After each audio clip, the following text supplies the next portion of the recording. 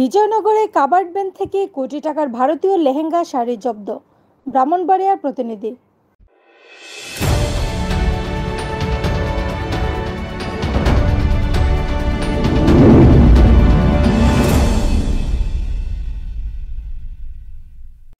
ব্রাহ্মণবাড়িয়ার বিজয়নগরে বিশেষ অভিযানে 2,13,70,000 টাকা মূল্যের ভারতীয় লেহেঙ্গা ও শাড়ি জব্দ করেছে বর্ডার গার্ড বাংলাদেশ বিজিবি।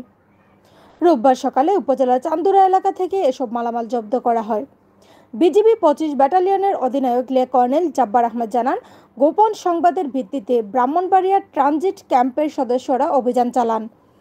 এ সময় চান্দুরা এলাকায় একটি কাবার্ড ভ্যান তল্লাশি করে ব্যবহৃত কার্টনের আড়ালে রাখা ভারতীয় উন্নত মানের 449টি লেহেঙ্গা ও 147টি শাড়ি উদ্ধার করা হয়। তিনি আরও জানান, জব্দকৃত মালামালের সেজার মূল্য 2,13,70,000 টাকা। এগুলো আখাউড়া কাস্টমস অফিসে জমা দেওয়ার প্রক্রিয়া চলছে।